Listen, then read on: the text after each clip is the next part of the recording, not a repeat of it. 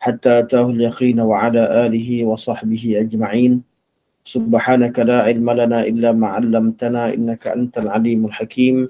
رب اشرح لي صدري ويسر لي أمري واحلل عقدة من لساني يفقهوا قولي. أما بعد، فإن أصدق الحديث كتاب الله وخير الهدي هدي محمد صلى الله عليه وسلم وشر الأمور محدثاتها وكل محدثة بدعة وكل بدعة ضلالة وكل ضلالة في النار. ثم أما بعد.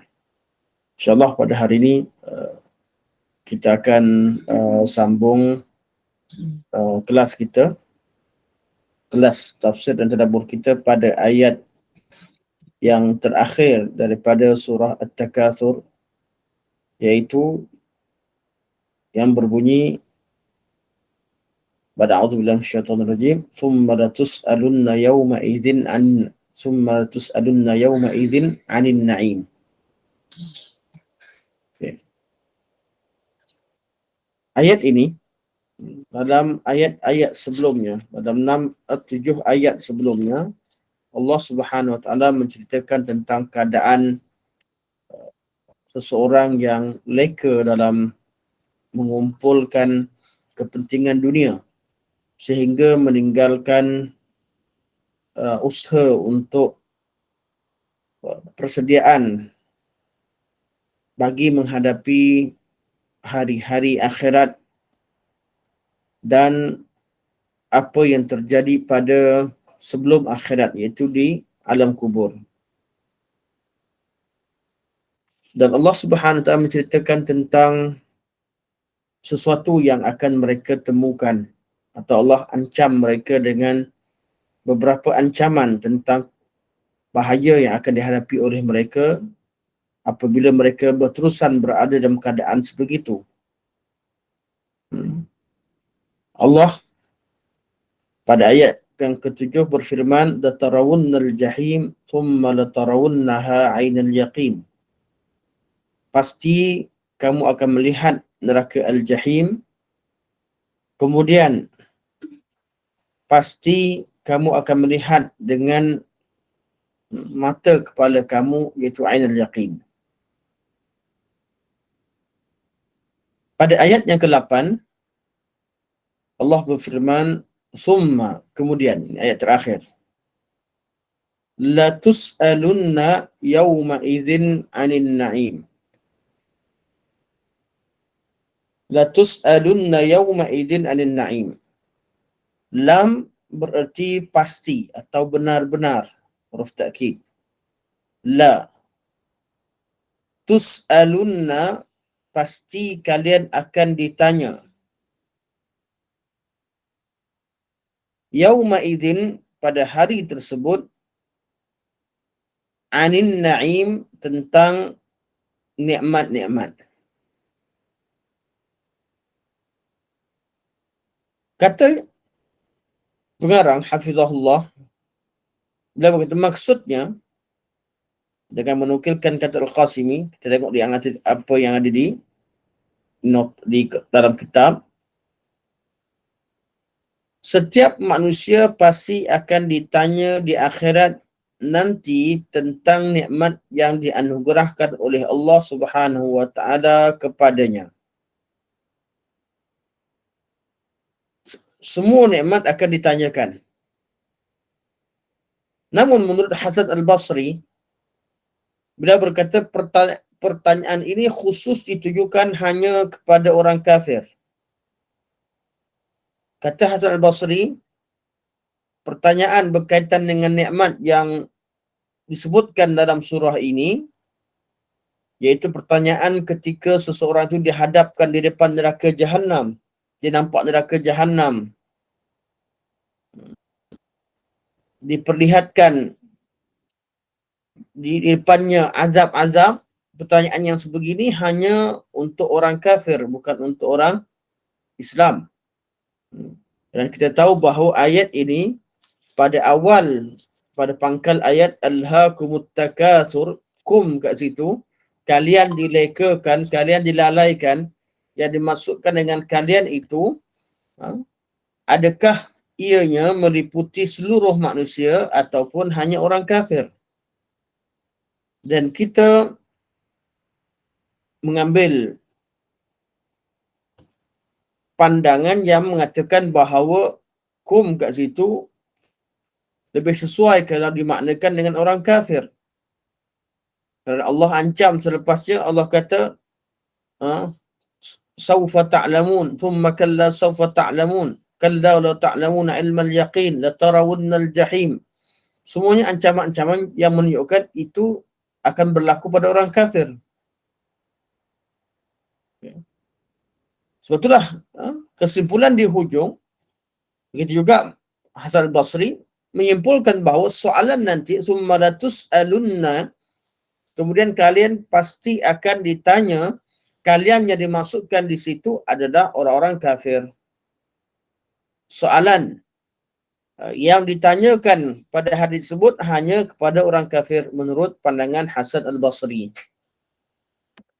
Namun menurut pandangan al-Imam Qatadah, dia berkata, pertanyaan itu ditujukan kepada umum,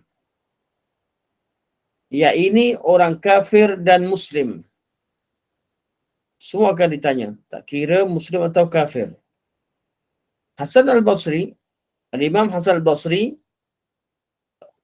menafsirkan ayat ini sesuai dengan konteks, iaitu konteks ini konteks orang kafir. Tapi al-Imam Qatadah tafsirkan dengan konteks yang dengan hakikat yang lebih umum, kerana semua orang akan dipersoalkan, bukan sahaja orang kafir. Sebab itu kata Imam Qatadah, pertanyaan ini ditujukan kepada umum, iaitu kafir dan muslim.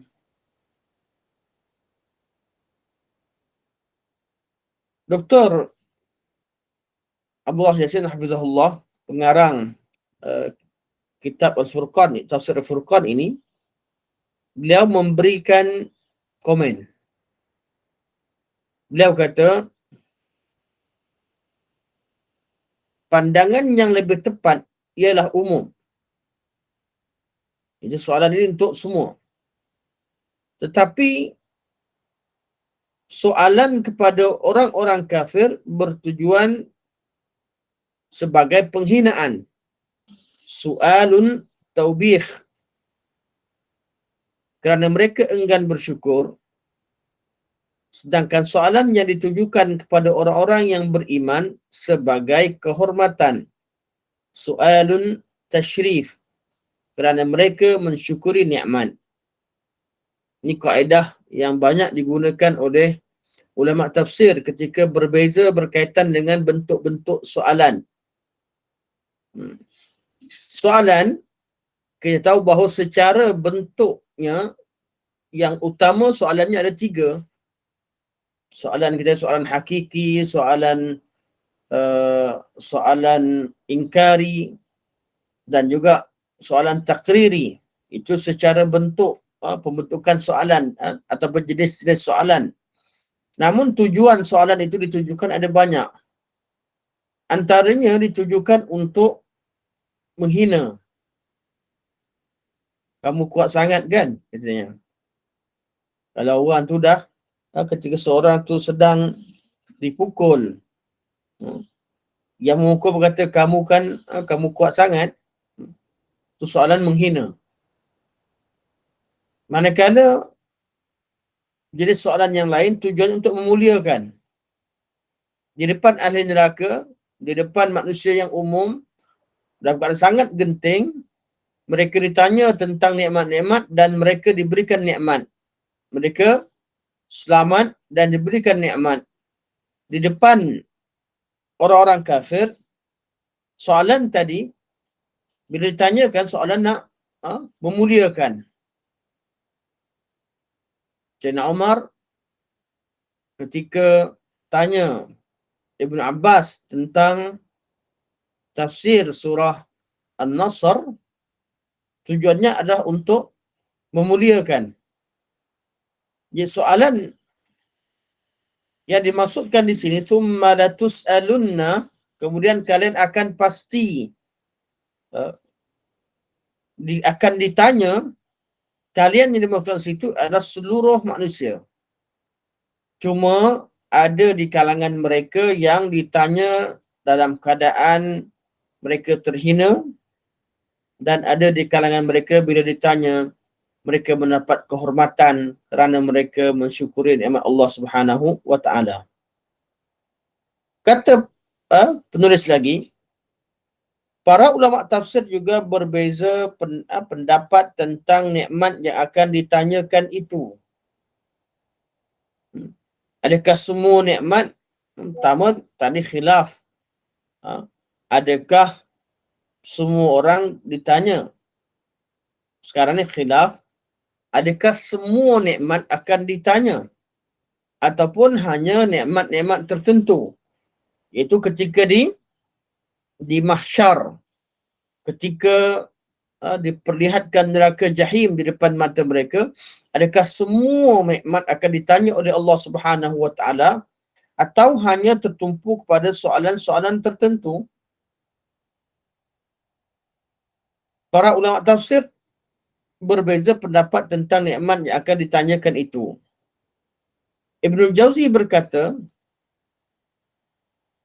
ulama kurun yang keenam, terdapat 10 pendapat tentang nikmat tersebut.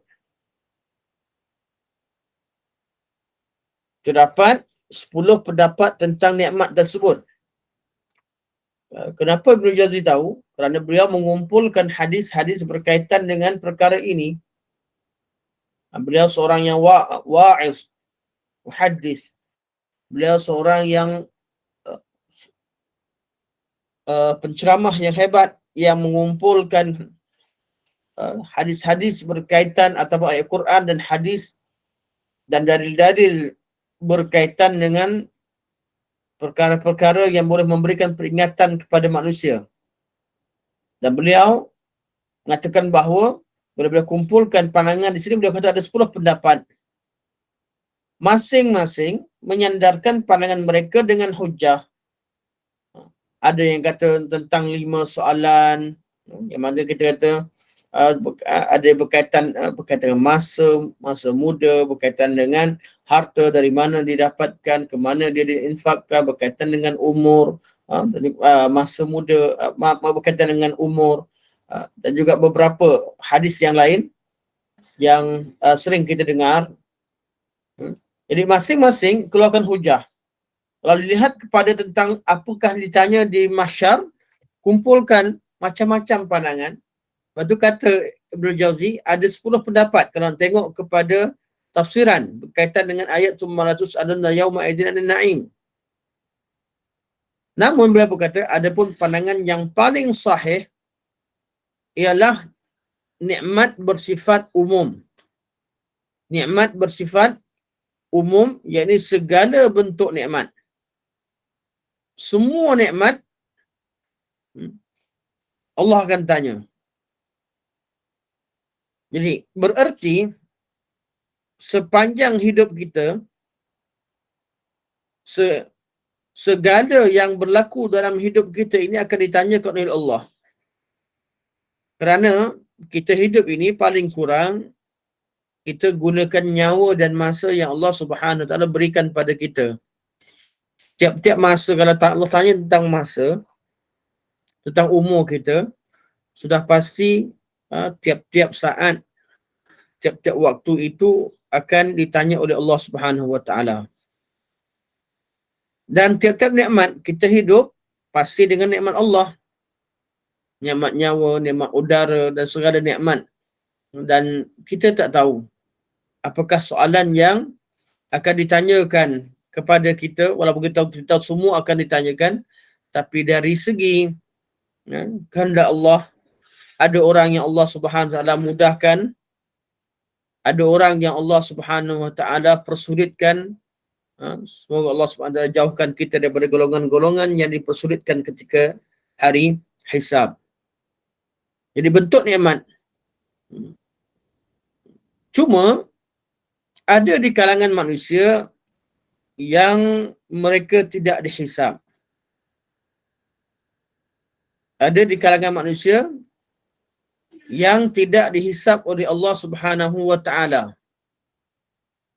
Iaitu golongan-golongan yang dimasukkan dalam sebuah hadis berkaitan dengan orang-orang yang la yassarqun, humul ladina la yassarqun wa la yatatayyarun wa ala rabbihim yatawakkalun. Golongan yang la yassarqun, humul ladina la yassarqun, orang-orang yang ketika mereka sakit, ketika mereka ditimpa dengan musibah-musibah tertentu, mereka tidak merasa berat. Musibah tersebut mereka terima dan mereka redha atau malah bersyukur dengan musibah tersebut sehingga mereka tidak merasakan terbeban dengan apa yang Allah berikan pada mereka. Jadi humul ladzina la yassarqun, sehingga mereka ini tidak minta untuk diruqyahkan. Kita nampak dia sakit, kita nampak dia melarat, tapi dia merasakan bahawa tak perlu untuk diruqyahkan kerana dia tidak rasa berat dengan dan terbeban dengan ujian tersebut. Kerana mereka redha dengan ketetapan Allah ataupun bersyukur di atas ujian Allah. Kerana mereka tahu bahawa apa yang Allah pilih lebih baik daripada apa yang mereka pilih.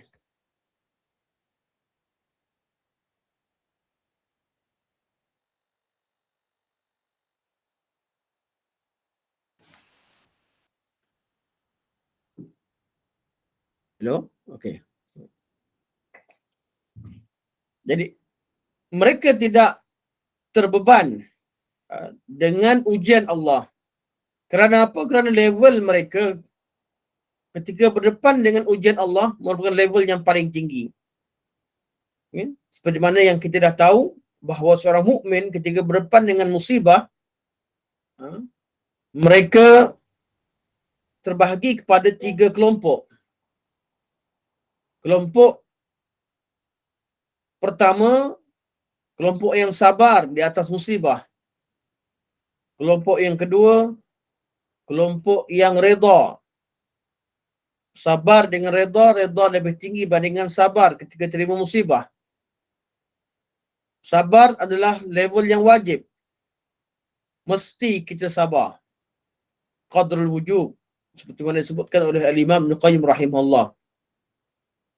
Kadar yang lebih tinggi ataupun level yang lebih tinggi daripada kadar sabar, level sabar adalah qadrul mustahab. Kadar yang sunat. Sunat untuk kita redha. Kita tak wajib redha. Kita wajib sabar. Sabar ni hati kita tak suka dengan musibah, tapi kita tidak menyatakannya dengan lisan kita. Kita tidak meronta. Kita tidak melakukan perkara-perkara yang memperlihatkan kita tidak setuju atau tidak suka dengan musibah yang Allah timpakan. Itu sabar. Itu sabar ni dalam hati sakit tapi di luar kelihatan tenang. Ini level yang wajib. Kadar yang lebih tinggi itu kadar redha. Redha dalam hati dan luar semuanya redha, terima ketetapan Allah Subhanahu wa taala. Ini level yang lebih tinggi. Redha, mereka menerima ketetapan Allah Subhanahu wa taala. Apa saja Allah bagi sama bagi mereka. Allah timpakan mereka pun mereka terima musibah. Mereka dapat nikmat, mereka syukur. Ini keadaan orang mukmin yang kedua. Keadaan yang ketiga, keadaan mereka yang mencapai level nikmat syukur kepada Allah. Ketika ditimpa dengan musibah, mereka bersyukur. Bukan bersyukur di atas musibah itu sendiri, tapi bersyukur kerana Allah Subhanahu Wa Taala memilih mereka untuk diuji. Kerana berkaitan dengan musibah, ia bukan berkaitan dengan kehendak dan kemampuan kita.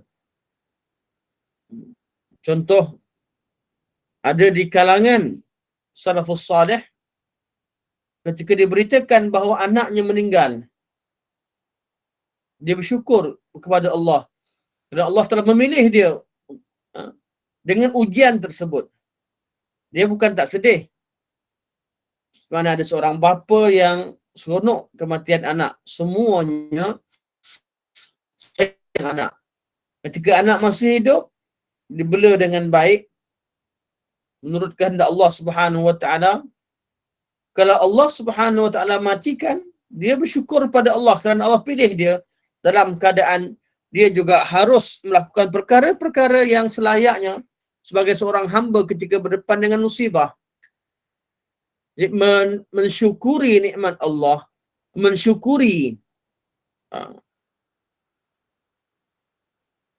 musibah yang Allah berikan, bererti dia merasa syukur kerana Allah pilih dirinya sebagai salah seorang yang diuji. Kerana ujian berbentuk qada dalam qada-qadar ini, kita tak boleh nak suka-suka. Tak ada orang yang suka-suka letakkan anak dia dalam bahaya agak-agak meninggal. Itu berdosa. Tapi kalau dijaga dengan baik, dengan semampunya, kemudian Allah Subhanahu wa taala mengambil nyawa salah seorang daripada mereka, itu sebagai satu ujian daripada Allah. Allah pilih.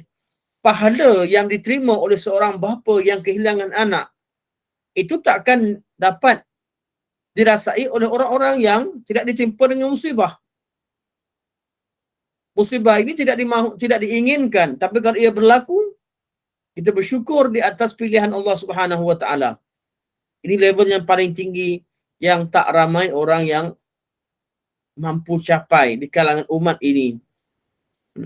Humul ladzina la yassarqun wa la yatatayyarun, dan mereka tidak pernah melakukan tatayyur. Tatayyur artinya mereka menyangka suatu nasib dengan mereka menjangkakan atau percaya kepada suatu nasib dengan tanda-tanda yang tidak jelas. Kalau orang Arab nak keluar rumah, dia tak tahu hari itu bagus atau tidak keluar ke rumah. Nak keluar daripada di padang pasir tersebut, dia tak tahu adakah hari itu perjalanan selamat atau tidak, cuaca okey ataupun tidak, sama cuaca baik ataupun tidak, sama ada binatang buas ataupun tidak, ada perompak ataupun tidak, dan macam-macam dipikir. Jadi cara dia macam mana? Orang jahiliah, mereka mengambil burung disangkar, kemudian dilepaskan. Kalau burung tu terbang ke kanan, mereka teruskan perjalanan. Terbang ke kiri, mereka hentikan perjalanan. Begitu juga ketika anak mereka dipinang. Nak terima pinangan, kena lepaskan burung. Burung terbang ke kanan atau ke kiri. Dan urusan-urusan mereka sentiasa dengan burung atau yang menggantikan burung. Maksudnya kalau ada orang yang pakai dadu ke, dan macam-macam lah, asalkan ada petanda tertentu. Itu nama tatayur. Sebab tatayur asal dari burung, menggunakan burung. Kerana orang Arab jahiliah banyak menggunakan burung. Namun istilah ini terpakai, tatayur ini telah, walaupun dari segi bahasa berkaitan dengan burung, tapi dalam bahasa Arab dia melibatkan semua perbuatan tatayur, iaitu yang percaya kepada keberuntungan ataupun percaya kepada nasib-nasib ataupun nasib-nasib buruk yang terjadi dengan tanda-tanda tertentu. Atau orang kita lah, keluar rumah nampak biawak. Biawak lalu, tak jadi keluar rumah. Ataupun kita merasakan nak keluar rumah, dengar berita kematian kawan kita. Bukan sebab sedih. Sedih itu satu. Yang kedua takut, hari ini tak baik hari ini keluar rumah sebab belum sempat keluar dah dengar berita kematian. Atau keluar rumah nampak kemalangan. Jadi kita terus patah balik rumah, hari ini hari yang tak baik. Atau percaya kepada tarikh lahir. Oh, anak aku anak yang kedua atau anak yang pertama tak boleh kahwin dengan anak yang ke, tak boleh sulung sama sulung. Nanti begini dan tak boleh anak pertama dengan ketiga. Tengok bangsa lah, masing-masing ada kepercayaan masing-masing. Ini semua termasuk tatayur. Ataupun banyak yang berkaitan dengan Feng Shui yang diceritakan dalam kepercayaan masyarakat Cina yang termasuk dalam bab tatayur. Di golongan yang masuk syurga tanpa hisab, mereka la yassarqun, tak minta orang ruqyahkan kerana mereka mencapai level syukur terhadap nikmat Allah. Wala yatatayyarun, dan lebih-lebih lagi mereka takkan buat tatayur, takkan sangka buruk dengan Allah dengan apa yang berlaku pada mereka. Wa ala rabbihim yatawakkalun, dan mereka ni orang yang tawakal pada Allah dengan tawakal yang sempurna. Tiga level ini level yang ada pada orang mukmin ketika diuji oleh Allah Subhanahu wa taala. Jadi dalam mensyukuri nikmat Allah, ada orang yang ketika diberikan cerita tentang nikmat, mereka syukur pada Allah dan mereka mendapat kemuliaan, iaitu dengan mereka ditanyakan, mereka dipersoalkan, mereka berada di mahsyar dan mereka ditanya tentang nikmat tersebut. Soalan itu merupakan satu kemuliaan untuk mereka. Ada golongan yang lebih tinggi lagi dalam bab tawakal ini. Mereka tak tanya langsung, daripada awal lagi mereka dilepaskan. Mereka dimasukkan dalam syurga tanpa hisab. Itu orang yang mensyukuri segala perkara yang Allah tetapkan pada mereka, bukan sekadar nikmat. Cerita bahawa dalam bab ini ada orang yang masuk syurga tanpa hisab, tanpa perlu dihisab. Kenapa? Sebab mereka, Allah uji mereka dengan ujian yang berat, tetapi mereka mensyukuri nikmat Allah. Mereka tidak terbeban, mereka tidak mengeluh, mereka tidak rasa resah. Maka Allah balas mereka seolah-olah tidak ada satu nikmat pun yang perlu ditanyakan pada mereka. Level ini dicapai oleh sebagian orang. Level ini dicapai oleh sebahagian daripada kaum mukminin, tidak semua.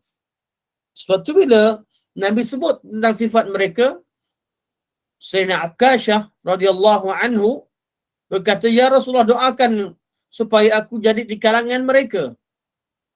Kerana beliau mendapati bahawa beliau mampu untuk melakukan perkara demikian. Nabi kata, "Sesungguhnya kamu memang sebahagian daripada mereka."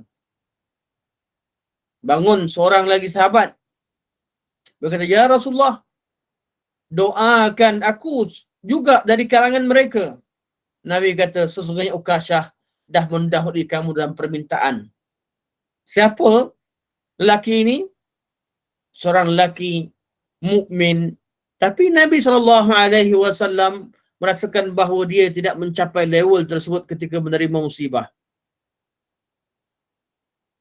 Walaupun ada sebagian ulama mengatakan bahawa lelaki ini lelaki munafik dan sebagainya.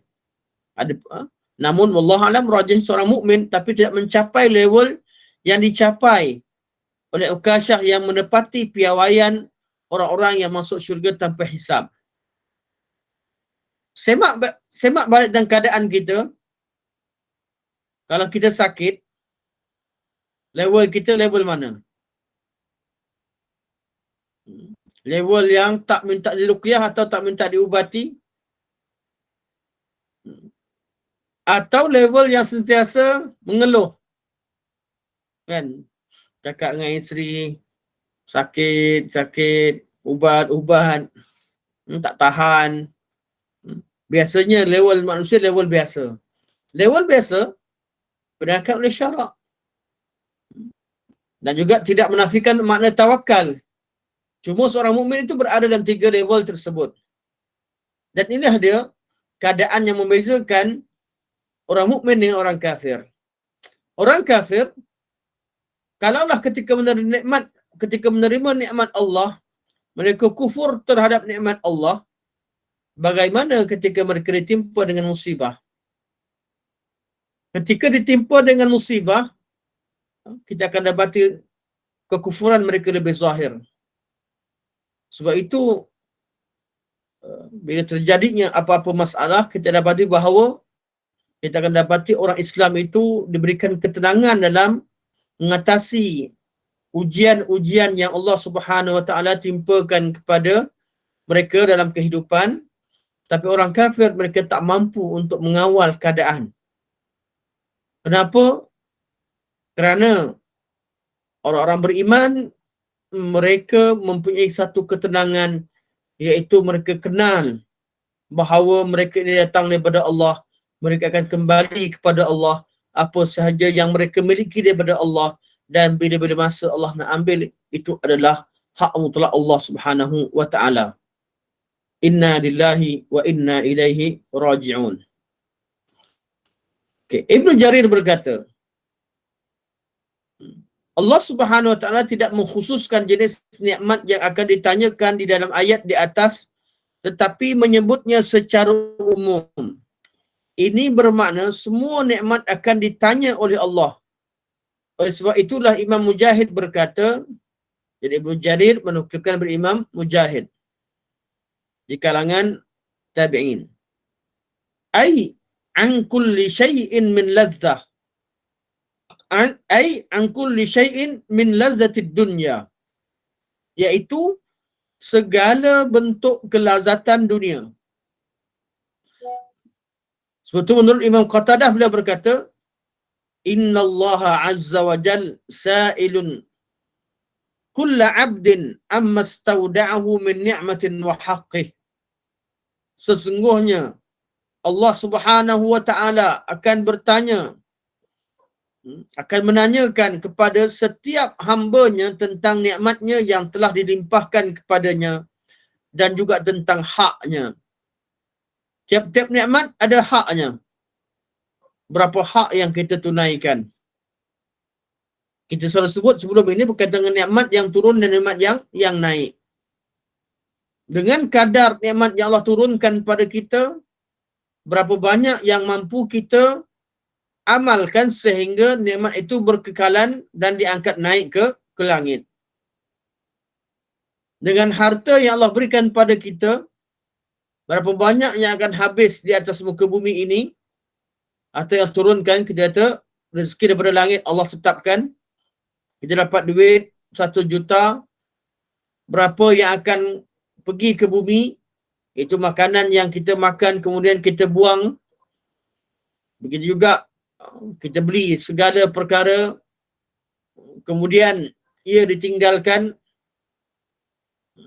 beli rumah dan sebagainya, dan berapa banyak daripada duit tersebut yang akan naik, diangkat sebagai amal soleh yang berkekalan hingga ke hari akhirat.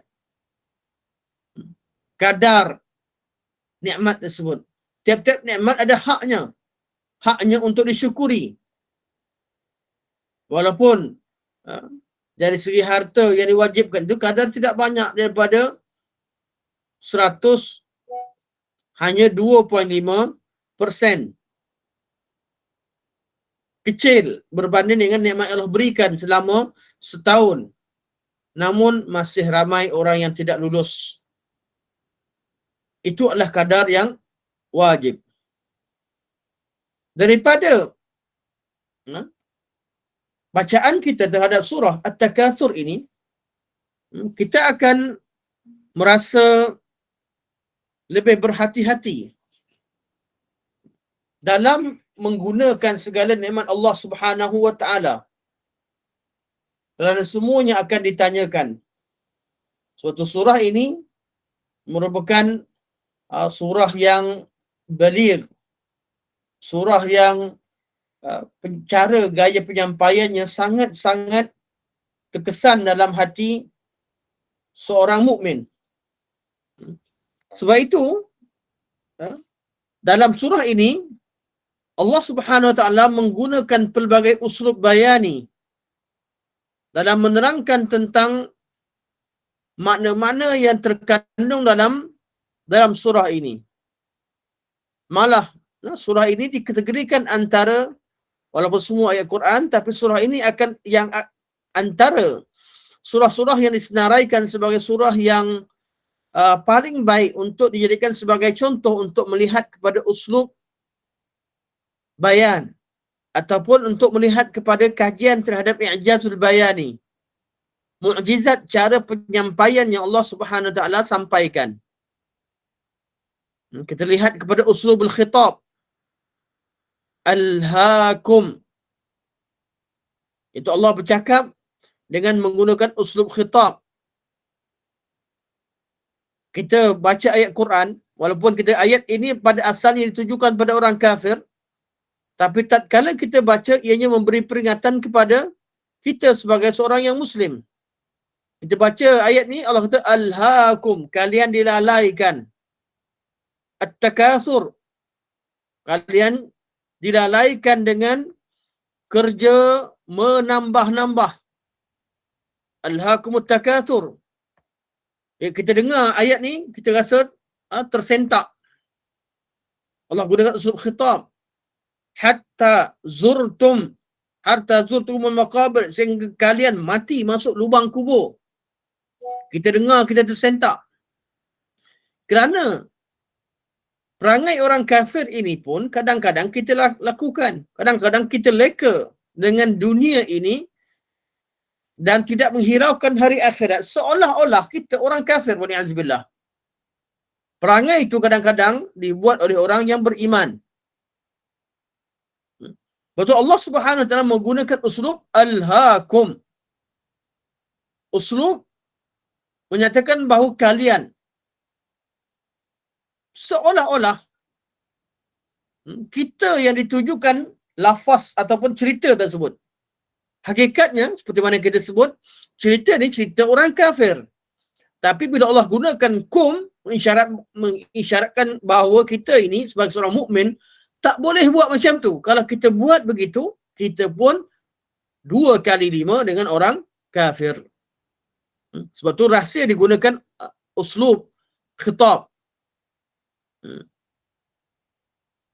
Alhaakum at-takathur hatta zurtum al-maqabir.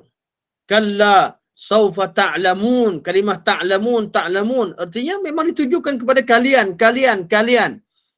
Jika kita baca ayat ini, kita tak ada tuding pada orang kafir. Walaupun tafsirannya kita kata kejadian ini berlaku pada orang kafir, tapi belum tentu kita seorang mukmin tidak berperangai dengan perangai orang kafir.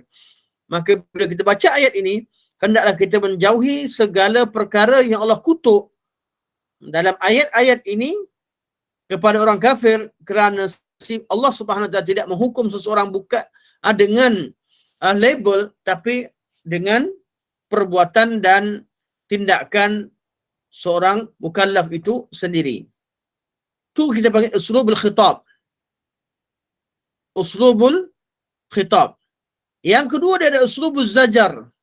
Macam mana cara Allah cegah kita daripada terlibat dengan perkara ini. Zajar ni halak uslub untuk menyergah. Kita nampak kalau ada budak-budak, ada orang tengah reverse kereta. Tengah reverse kereta, nampak budak umur 2 tahun berjalan kat belakang. Macam mana kita jerit? Adakah kita dengan cara yang lembut? Kita jerit tu, kita kata, berhenti, stop. Kita jerit kuat-kuat. Sebab apa? Sebab ada bahaya yang menimpa. Itu nama zajar. Itu arti kalla. Kalla saufa ta'lamun. Kalla saufa ta'lamun. Kalla law ta'lamun ilmal yaqin. Artinya kalau begini yang kita buat, leka dengan dunia sehingga lupakan tanggungjawab terhadap Allah. Allah kata kalla, kalla, kalla 3 kali. Kalla ini uslub zajar. Artinya seseorang itu menuju kepada jalan kecelakaan. Pada jalan yang bahaya. Jadi Allah kata kalla. Uslub ayat Quran Allah gunakan kalla secara 3, diulangkan sebanyak 3 kali dan digunakan susunan perkataannya berdekatan. Bermula dengan 5 perkataan, 3 perkataan, 2 perkataan. Okay, dengar ayat 5 patah baca alhaakum 1, Alhaakumut takatsur, 2. Hatta, 3. Zurtumul maqabir, 5. Kalla, 1. Lepas pada kalla, Allah kata saufa ta'lamun thumma kalla. Jadi makin sikit perkataan. Jadi 3. Allah kata thumma kalla. Allah kata saufa ta'lamun. Kalla, 2 perkataan. Artinya membayangkan bahawa bahaya situ jangan. Kata stop. Makin lama makin sikit, makin lama makin sikit, sampai pada penghujungnya Allah kata kamu kalau tak buat juga kamu nampak neraka Jahannam. Maksudnya kalau 3 kali diperingatkan, kita masih lagi lalai dan leka, Allah kata alhaakumut takatsur hatta zurtumul maqabir. Kalla, 5 perkataan sebelum Allah bagi peringatan. Kalian dilekakan dengan menambah-nambah dan berbangga-bangga dengan harta atau dengan kemilikan kalian sehingga kalian masuk lubang kubur. Kalla, jangan begitu. 1 kali ingat. Saufa ta'lamun. Thumma kalla, 3 patah. Saufa ta'lamun dengan kalla.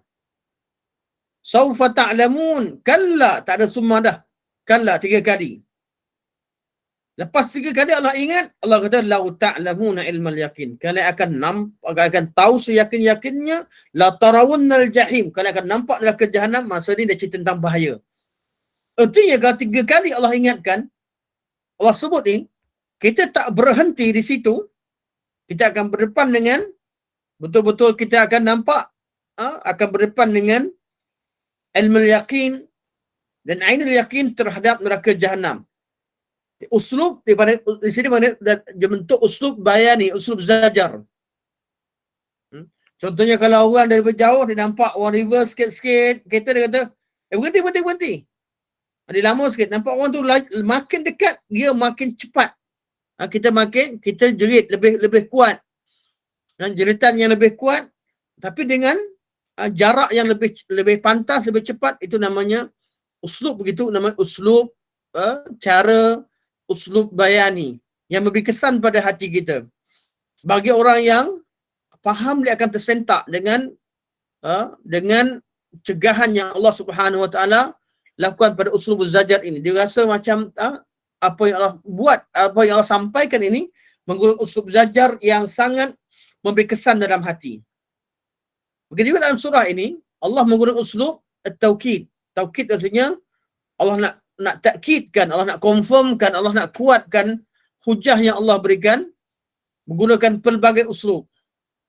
Allah gunakan takkid lafzi. Lafaz itu diulang untuk memberikan peringatan pada kita. Allah kata saufa ta'lamun. Kalimah ta'lamun diulang-ulang balik. Saufa ta'lamun. Thumma kalla. Saufa ta'lamun. Kalla. Lau ta'lamun. Allah gunakan kalian tahu nanti. Dengan lafaz kalla, dengan lafaz saufa ta'lamun diulang 2 kali.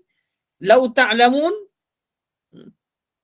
Ini nama dia panggil sebagai ta'kidul lafzi. Ta'kid lafzi artinya perkataan itu Allah Subhanahu Wa Taala melakukan penegasan terhadap mesej yang disampaikan dengan ulang-ulang perkataan. Ataupun pada ayat, kita nampak lagi ayat uslub ta'kid lafzi ini pada ayat la tarawunnal jahim. Kalimah la tarawunnal jahim. Kemudian Allah ulang balik summa la tarawunnaha ainul yaqin. Takkid benda yang orang leka tapi hakikatnya dia benar dan ramai orang tak berapa percaya, tak berapa endah, tapi dia sangat bahaya. Allah juga menggunakan takkid dengan huruf. Allah gunakan huruf lam. Huruf lam. La tarawunna. La tus'alunna. Huruf lam. Allah guna huruf nun. La tarawunna, nun kat ujung tu. La tarawunnal jahim. Thumma la tarawunnaha ainal yaqin. Thumma la tus'alunna.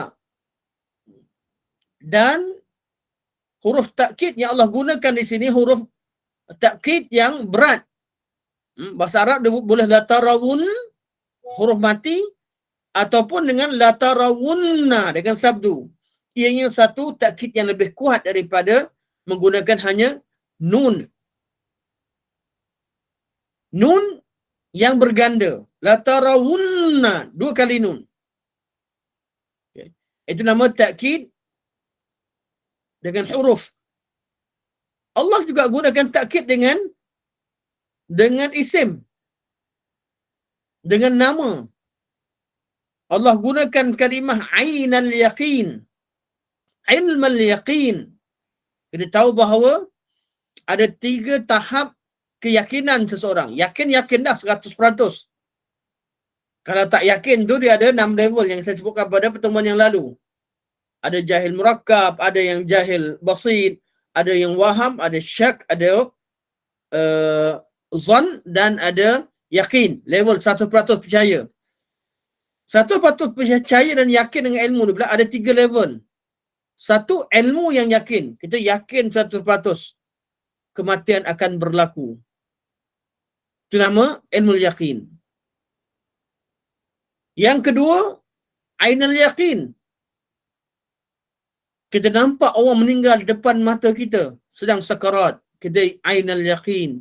Yakin. Dan yang ketiga, haqqul yakin. Bila kita sendiri berdepan dengan kematian, itu haqqul yakin. Ilmu yang yakin, mata ilmu pengetahuan yang yakin, mata yang melihat dengan penuh keyakinan, dan juga haqqul yakin, benar-benar mengalami satu perkara sehingga dia yakin pengalaman dirinya sendiri. Untuk ayat ini, Allah kata neraka Jahannam ada satu ilmal yaqin, lau ta'lamuna ilmal yaqin, bila kamu akan tahu dengan ilmu yakin, bila Allah beritahu, bila diperlihatkan amalannya, ketika meninggal, dia tahu, oh aku dari kalangan, bukan dari kalangan orang yang beruntung. Wal'azubillah. Ketika dia kubur, dia azab, dia belum nampak neraka, belum nampak jahim. Tapi dia yakin 100% dia akan dicampakkan di sana. Sampai di mahsyar, neraka jahim dibawa depan mata, ainul yaqin. Kalau dicampakkan dalam neraka itu namanya haqqul yaqin. Allah Subhanahu Wa Taala peringatkan tentang 2 level. Allah cerita tentang ilmul yaqin dan ainul yaqin. Haqqul yaqin, betul atau tidak dicampakkan neraka, itu bukan bergantung kepada kehendak Allah. Ada sebahagian daripada orang mukmin yang akan diampunkan. Tapi kalau ayat ini dikatakan tuju kepada orang kafir, maka kita tahu bahawa mereka juga berdepan dengan haqqul yaqin. Tapi kalau ayat ini dikata tujukan pada umum, kita kata ainul yaqin, haqqul yaqin itu akan diterima oleh orang kafir, orang Islam tidak terlibat. So dengan uslub Quran ini dan uslub bayan ini menerangkan bahawa ayat ini lebih umum. Kerana Allah Subhanahu Wa Taala tidak menyebutkan tentang kalimah haqqul yaqin. Cuma kita tahu bahawa balasan Allah yang Allah berikan ini hanya untuk orang-orang kafir, dan ia peringatan pada orang mukmin. Dan orang mukmin mungkin berdepan dengan 2 perkara. Sebahagian daripada orang mukmin dia takut dengan ujian, dengan soalan Allah, seolah-olah dia dicampakkan kerana dia banyak buat dosa, dia banyak buat perangai orang kafir, sampai pada masa baru Allah SWT selamatkan dia, Allah ampunkan dia, dan dia terselamat daripada api neraka. Dan pelbagai tafsiran, ada ulama kata dia orang mukmin juga akan menjadi haqqul yaqin bila mereka masuk neraka, sebelum mereka dikeluarkan daripadanya setelah dibersihkan mereka daripada dosa-dosa. Yang penting kita faham, maksud ayat ini adalah untuk mengingatkan kita tentang balasan hari akhirat berkaitan dengan neraka. Allah juga menggunakan uslub takkid dengan menggunakan qasam. Qasam ni dengan sumpah. Allah sumpah kat mana? Tak ada. Kita tak temukan. Tapi ada jawab sumpah. La tarawunnal jahim. Seolah-olah ada wallahi. Seolah-olah ada sumpah sebelumnya. Kerana uslub la tarawunna itu mengisyaratkan ada sumpah sebelumnya. Ini nama uslub takkid. Cara Allah susun ayat ini dengan ayat yang meyakinkan bahawa ini akan berlaku. Dan uslub bayani yang digunakan oleh Allah juga di sini ada uslub at-tas'id. Maknanya tas'id ikut tangga, ikut step by step. Secara tadrij. Kita bila baca ayat dalam surah At-Takatsur ni, kita naik satu tangga pada satu tangga. Daripada tahu kepada ilmu yakin, kepada ainul yakin, sampai kepada hakul yakin yang difahami. Itu nama tangga. Mana daripada nampak dan rasa. Daripada tahu, nampak dan rasa. Itu nama daripada level daripada al-ilm, al-ru'yah, wal-idrak. Dan tiap-tiap step ini Allah letakkan kalimah yang sesuai. Contoh kalau kita kalimah summa, saufa ta'lamun, summa kalla saufa ta'lamun, kalla law ta'lamuna ilmal yaqin la tarawunnal jahim summa la tarawunnaha 'ainal yaqin. Kalimah summa ni dia tukar daripada satu step kepada satu step yang lain. Mengikut tempat-tempat dalam perjalanan hidup kita di hari akhirat. Begitu juga dengan kalimah kalla yang kita dah bincangkan sebelum ini. Uslub ini dinamakan sebagai uslub at-tas'id. Kalau nak buat ayat, cukup susah untuk kita suaikan. Tapi ayat Al-Quran, maka ayat Al-Quran ini sangat-sangat berkesan. Mungkin juga, kalau kita lihat kepada, disebut bahawa pemilihan perkataan yang sesuai dengan tempat dan konteks. Ini banyak dalam Al-Quran Al-Karim. Dan pada ayat ini nampak dengan jelas, uslub bagaimana Allah memilih perkataan yang sesuai, huruf yang sesuai, dengan nada yang sesuai, makna yang sesuai, dengan keadaan yang paling sesuai. Keadaan kita ni kalau kita baca, kalau orang kafir baca surah ni, dia akan nampak betul-betul hakikat dunia yang dia kejar sekarang adalah hakikat yang kosong. Orang Islam yang baca, yang percaya pada hari akhirat pun rasa gerun. Dan uslub yang Allah gunakan uslub yang paling sesuai.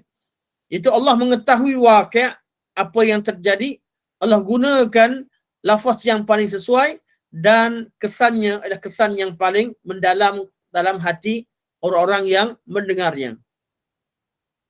Kalau dilihat pada uslub bayani kat sini, daripada awal sebenarnya yang kita baca kalimah pemilihan perkataan alhaakum, kerana kalimah allahu, kenapa Allah pilih zurtum, Allah gunakan kalimah alhaakum, Allah gunakan kalimah at-takatsur.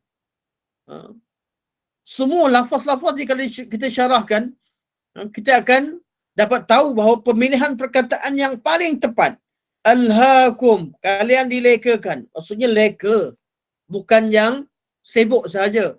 At-takatsur, menambah-nambah.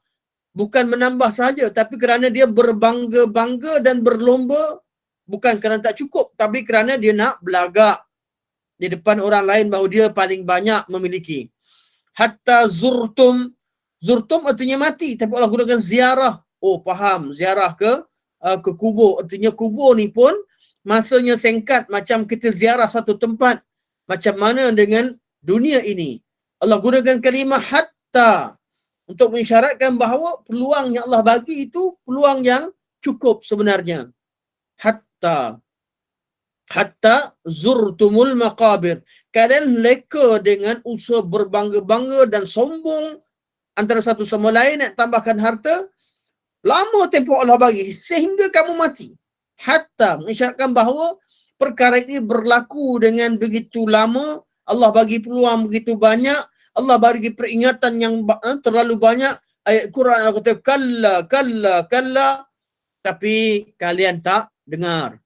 Di pemilihan perkataan hatta mengisyaratkan bahawa penggunaan lafaz yang sangat sesuai dengan keadaan. Dengan Allah Subhanahu wa taala berikan menggunakan uslub tawassu'. Tawassu' artinya bab ini semua bab umum, luas. Allah tak cerita apa yang kalian leka daripada apa. Tanggungjawab apa yang kalian leka? Apa yang kalian sibuk dengan apa? Cari harta ke cari pangkat ke, Allah tak sebut. Untuk luaskan skop. Untuk meluaskan skop. Dengan tawassu' fi zaman at-takatsur, tawassu' fil mutakatsir bih. Benda yang kita kejar pun banyak, dan juga hatta tadi maksudnya tempoh sepanjang hayat kalian lakukan begitu. Jadi uslub dipanggil uslub tawassu'. Allah gunakan kalimah maqabir, iaitu tanah perkuburan, dengan lafaz jamak untuk luaskan bahawa semua tempat, semua masa diberikan pada kamu. Semua ni kalian leka. Dan macam-macam uslub yang digunakan, sebab tu disebutkan kat sini, dalam surah ini mengandungi uslub i'jaz bayani. Cara penyampaian yang sangat-sangat mu'jiz atau suatu perkara yang sangat menyebabkan perkara yang sangat tepat dan kita tak akan mampu tiru. Allah Ta'ala alam. Kita buka ada soalan insyaAllah.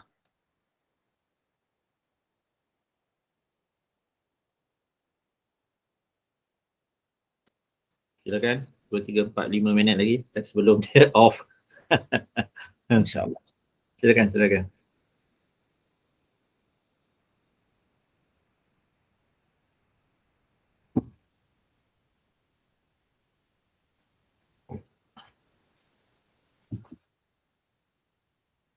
Tak ada kot, Ustaz. Okey, semua kot. Okey. InsyaAllah. Jadi, harapnya semua faham insyaAllah. Barakallahu fikum. Terima kasih banyak di atas kehadiran semua. Semoga Allah SWT jadikan pertemuan kita pertemuan yang diberkati, yang dirahmati, dan usaha kita dalam melakukan ketaatan ini sebenarnya ini sebagai ibadah yang kita lakukan pada Allah ini diterima oleh Allah Subhanahu wa taala. InsyaAllah terima kasih banyak-banyak. Terima kasih kepada Profesor Dr. Syarah Basri. Terima kasih kepada Datuk Wan ada macam tak perasan. Rashimi Datuk Rashimi mungkin ada di hospital kot pagi ni. Rasanya ada patient. Okay. Sebab beliau ada masih nampak mesej-mesej beliau jadi baru teringat lama tak ni. Juga pada Zainal, Tuan Haji Zainal, tadi nampak muka dah Ustaz Daud, Antivo, semua ni nampak, semua yang ada di saya kenal. Anti Fauziah, Barakallahu fikum, Anti Mimi. Jadi kalau sebutkan ada yang tertinggal, Anti Nur. Terima kasih semua sekali. Semua sekali. Saya sebut ni sebab ada kat depan, di depan skrin saya. Terima kasih semua sekali. Barakallahu fikum. Terima kasih kerana hadir. Kita sama-sama lah insyaAllah. Kita akan berusaha sedaya upaya untuk teruskan kuliah kita secara sedikit demi sedikit supaya tiap minggu tu paling kurang saya pun baca lebih, tuan-tuan pun mungkin dapat manfaat ilmu yang bertambah setiap minggu. Usaha ni perlu berterusan insyaAllah kita lakukan agar pemahaman kita terhadap Quran itu meningkat daripada semasa ke semasa. Sampai sini saja. Subhanakallah walhamdulillah. Prof, saya tutup Prof. Okey, boleh silakan. InsyaAllah. Subhanakallahumma wa hamdika asyhadu an la ilaha illa anta astaghfiruka wa atubu ilaik. Wa sallallahu ala sayyidina Muhammad wa ala alihi wa sahbihi wa baraka wa sallam. Alhamdulillahi rabbil alamin. Assalamualaikum warahmatullahi wabarakatuh. Waalaikumsalam.